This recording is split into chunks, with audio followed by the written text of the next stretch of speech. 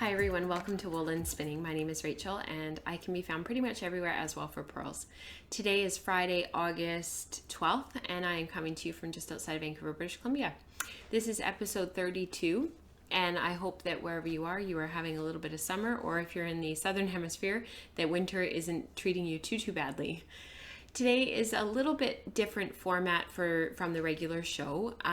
I thought that today I would talk a little bit about the breed study that's going on in the Ravelry thread and on the Slack channel. If you're a Patreon subscriber, you have access to the Slack channel, and if you're not already on there, you can head over to patreon.com and I will add you as soon as you subscribe. We have a giveaway going on in the group, and it is for some West Coast color and carding from Lynn, who's local to me. If you go over to the August episode thread, this is one of her cards. She's in just outside of Summerland here in the Okanagan in British Columbia. If you go over to the episode thread and answer what is local to you in terms of sheep breeds and fiber, you'll be entered to win one of these two wool 50-50 wool and mohair blends. So check that out if you haven't already.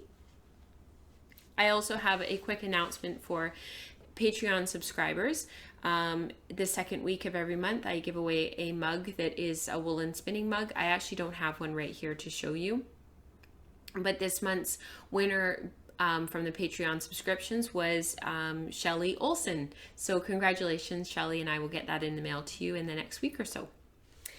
So I thought today I would talk about one of our breeds that we are studying in our breed study, and it is our Coopworth. This is what it looked like in the comb top. It's very springy. It's about 30 microns, which is a relatively, it's next to the skin soft for me. I know for some people, 30 micron count would be a little bit coarse.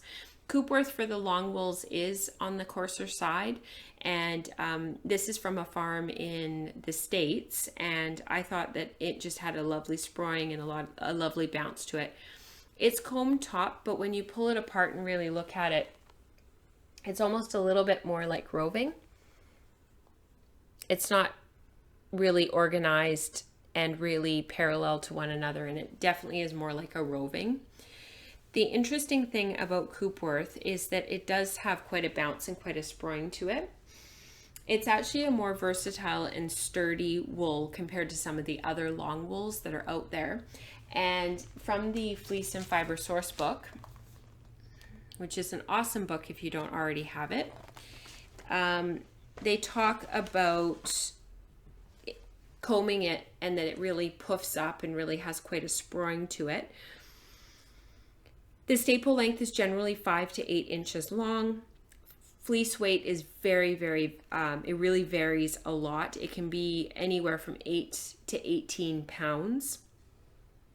And like I said, it can be on the coarser side. So one of the things, no, this is a Wensleydale. So Coopworth came from crossing border Lister sheep with Romneys, and they create a really long lustrous lock, and the colors are generally gray and white. So the nice thing about the long wools is you can pretty much do anything with them. You can comb them, card them, spin from the lock, spin from your comb, spin from your hand cards. You can pretty much do anything you want. This has a really lovely luster to it, but because it's roving, some of that is lost in the carding process because the fibers are not aligned and parallel to one another. They've been jumbled up a little bit. So one of the things that I was sort of thinking was that I would spin this almost like in a long backward draw, supported probably, and just sort of see what happens with that type of a yarn. Low twist and probably sort of a sport weight DK in my default range, and then I would weave with it on a pin loom and see what it acted like. So because Coopworth, sorry for the movement of the page, I am going to read you a little bit from the Fleece and Fiber source book about Coopworth. Some Coopworth flocks produce much coarser wool than others. At 30 microns, you might be able to make a garment that works well in limited contact to some folks' skin, although you may want to plan instead on sturdy garments and household textiles. To me, this is definitely next to the skin soft. I would love a big woolly sweater out of this that was maybe a 3-ply, very thinly spun in terms of maybe a sport weight yarn that doesn't have a lot of heaviness and a lot of bulk to it, mostly because we don't have the climate here in Vancouver to support having a really heavy, thick, woolly sweater. I will never have a need for an Icelandic sweater unless we move to Greenland, because here in Vancouver we just don't have the climate for it. So I'm going to get on my wheel. I'm going to do a bit of sampling and chat about what I find as I sample, and I hope you'll join me. Hi everyone. So I'm going to start with thinking about what the properties of Coopworth are that I like and want to highlight. So I know that the Coopworth is, what did I do with it? Quite lovely from combs. It really poofs up a lot. I also know that I have some Coopworth that's roving. Sorry for all the crinkling. I had put it away.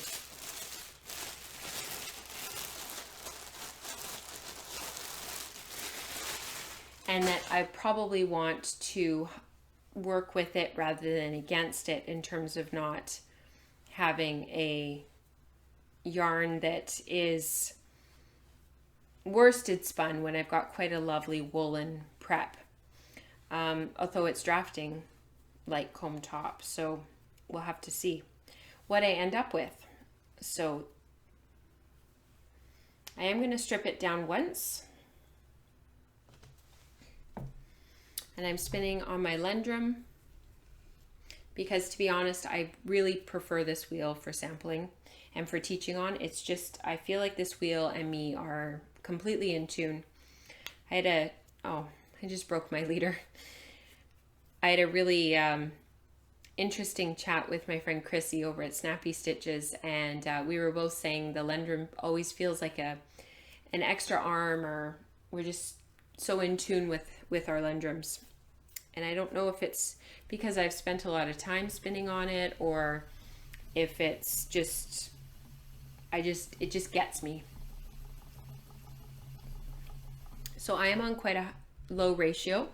I am spinning at 6:1 on my regular flyer. And so far I'm just pinching, pulling back, and then letting the twist in between I'm not smoothing it down at all. I'm just pulling back. This is a short backward draw, letting the twist in. So pinch, let go, pinch, pull back, let go. This creates a really bouncy, airy yarn, and you can also pull some of it out. I'm just kind of naturally going to a long backwards draw without even meaning to, which is sort of interesting. I wasn't expecting that, although I did say that I was thinking I would probably spin it long draw. I'm not a very fast treadler. I do tend to be a slower treadler.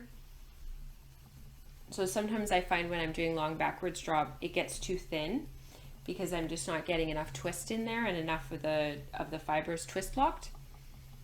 So I'm going to go back to my long backwards draw and see. I definitely need a little bit more twist. I really like this pinch, pull back, pinch, pull back.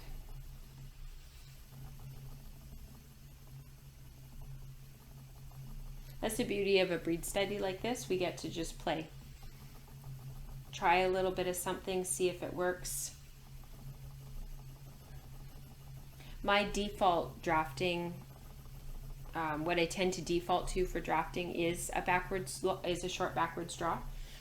It's my favorite draft. I'm kind of going into a long draw now. It just naturally wants to draft for me right now, the way I'm spinning. So I would consider myself to be spinning intuitively right now, not really spinning with a plan or worrying about whether the yarn is consistent at all. I'm sort of just spinning to see what the fiber does and what happens to it before I start to manipulate it and spin it the way I want to spin it, which I'll do in my other samples.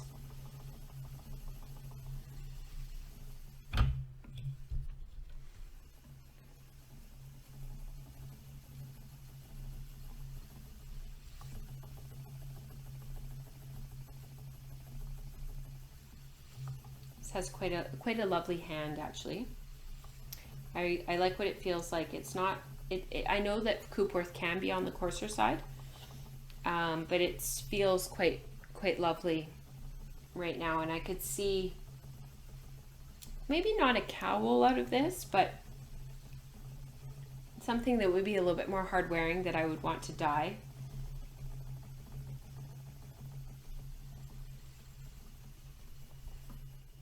So what I do when I have sort of a bobbin of like this, you can't see my bobbin, but I've sort of got about this much on it. I let all of my break off, and I'm just going to quickly make a plying ball. And I will ply it and sort of see how that goes.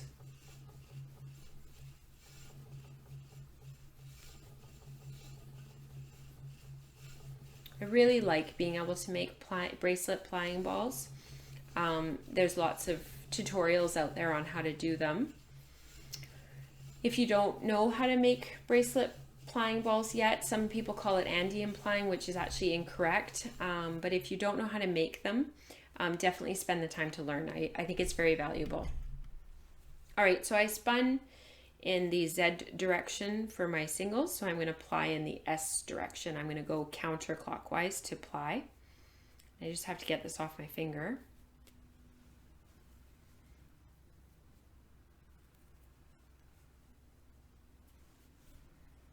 This is why I like a looped leader, because when you start plying, you just put your ends of your singles through. Okay, so I am now on a ratio of 8:1, which I spun the rest of the singles on. So let's see what kind of yarn that creates. Oh, I like this.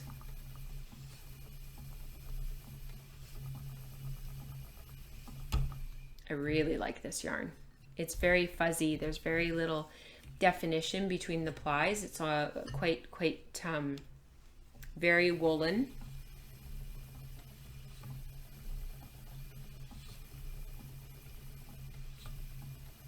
I'm hoping that there are some history buffs in the group and that they want to really get into the history of where Coopworths came from. Same with the Norwegian. You know, and really sort of look at the history of some of these sheep and how they were created, why they were created.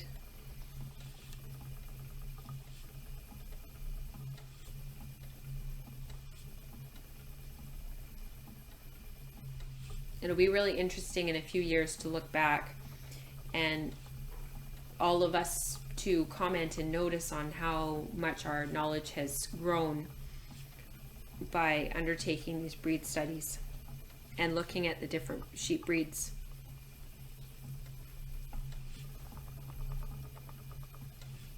This made really nice yarn. I would want a sweater out of this.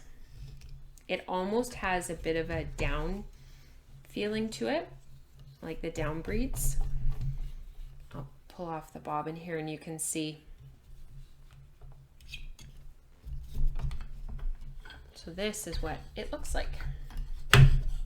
Oh, sorry about that.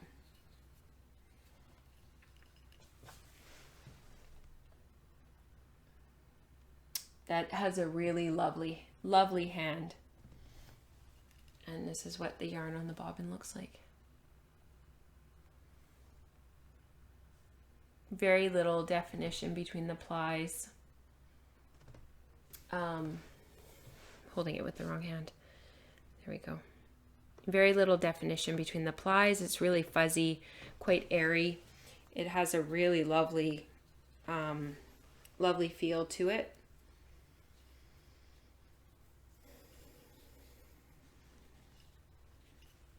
So my hope is that this really gets you guys going in terms of what you want and what you're looking for in your yarns for the breed study and for what you want to do with your initial sampling with your Coopworth as you sort of delve into it and decide what you want to do. Whether you're going to spin for a larger project or you're going to do a whole bunch of little samples with your bunch of fiber. It'll be really interesting to see what everybody does. So that was my first sample, and I'll go on and do some more over the next couple of weeks. I hope everybody's well. I'll talk to you soon. Bye.